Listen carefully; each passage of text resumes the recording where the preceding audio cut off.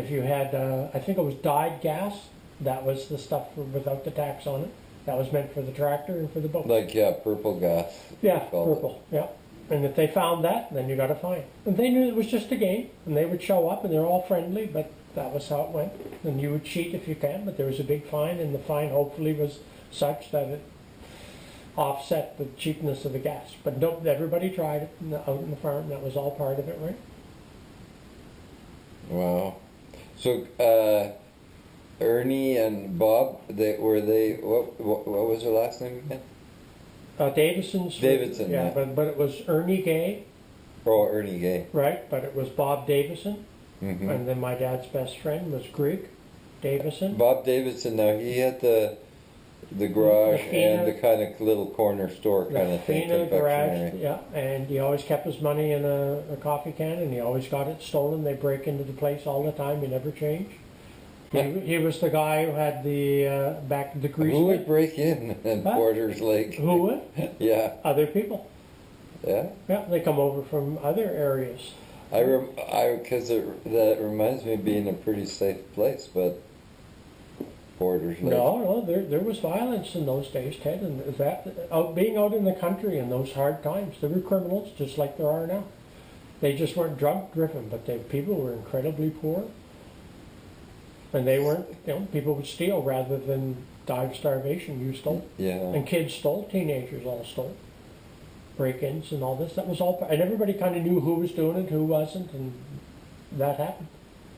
It was unusual to meet even your friends, and some of us who didn't do shoplifting or do some of that, right? That was just part of being a teenager.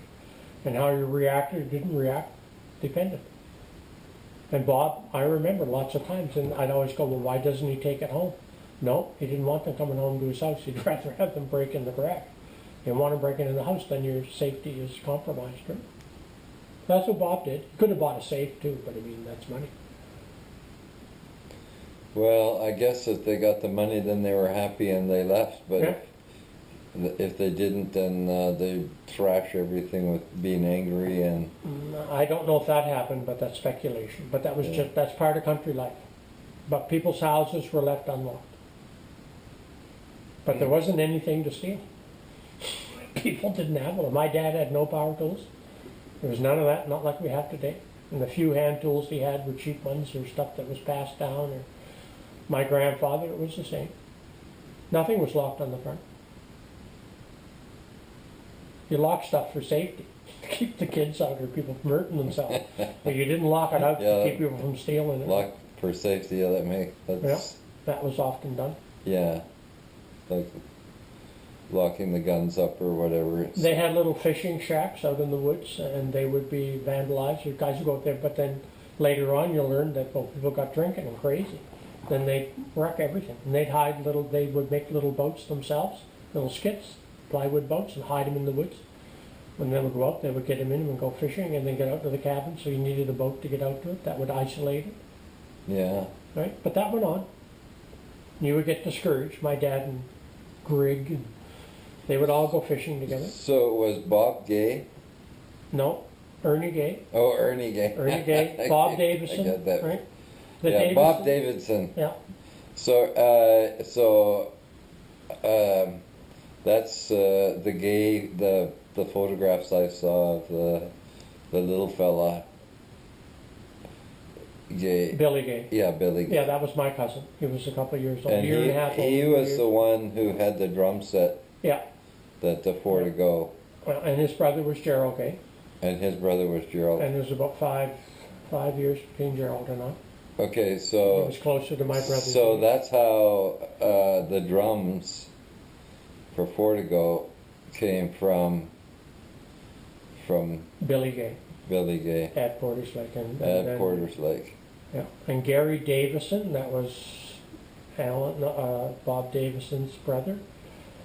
That was his son, Greg. They called him Greg. I can't think of his real name now, right? And then he played guitar. And Greg played guitar and Jew's harp, they called it. And he was quite good. And he was a carpenter. And it was a very tight-knit community. Yeah. Yeah. And he could do it well. And he could play guitar well, too. I remember sitting on the sofa and he could play a little bit of fiddle. Yeah, right? Talent, yeah. So Davidson, Bob Davidson, Yeah. did he have any children? No. No. No. It was barren. Was his was the barren wife that was his the wife that was? Yeah, fooling around in those Fooling days. around. And Bob knew that and knew that she was like that, but it was worth it, right? And we still talk about that among men, right? When we all do that kind of stuff. Yeah. So she was the Porter's Lake. Yeah. That's right. The Porter's Lake item. Yeah. Everybody knew that about Bob's wife. And he ran. They stayed together for the rest of their lives. Yeah. Yeah. And she was a good looker, of course. You can't be like that if you aren't good looking. Yeah. And as kids, we tried to wrap our mind around what that meant. We never really got that till later on in life. Right? She was a free spirit. You hear the adults talking, but not under. Yeah. Yeah, we hear them talking in code and try to translate it, but people. Yeah. Right? And then Grig's wife was Hazel Davison, and she was a very smart woman. She was a school teacher. She actually taught my dad in the little one-room schoolhouse. And that schoolhouse was where my grandfather... In Porter's Lake. In Porter's Lake, across the street from their house. Grig built the house they lived in. He was a carpenter, right? Mm-hmm. So he built it on the land that my grandfather's brother, when he got married, then they inherited some of the land. So all the brothers, the sisters, and Jim was the fellow who had one eye, another one-eye guy. He lost his eye in the Halifax explosion, and then he got a check every month to compensate for that.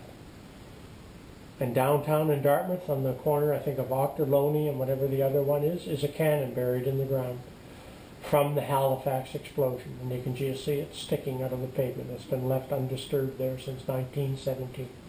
No, really? Yeah. Wow. Since 1917. Yeah.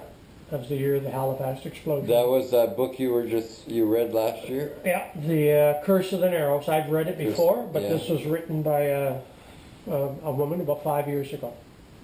And she had grown up in Halifax, but since moved, but she always wanted to do a proper story and interview and it was one of the best books I've ever read on the Halifax explosion. It was really quite good. It was the biggest single explosion in the world outside of a nuclear explosion. None has occurred since. No, seriously? Yeah, and they called it Curse of the Narrows because in Halifax Harbor there's Bedford Basin in the main harbor and it narrows down, and that's where the ships collided. And when you read the book, everybody was ignoring the rules that they should have had for ships of passage, and you're supposed to show you have explosives on board, and people weren't paying attention, and the American Red Cross came up, and everybody from all over the world came there. And they did, as I told you, they did even studies. So many people lost their sight that in the Halifax explosion they learned things about eyes that they had no idea about before, because there were literally thousands of people. And you would try to save their vision, and they were successful in ways they never thought possible. And somebody said, well, this might work, and they tried it, and it was very, very interesting book.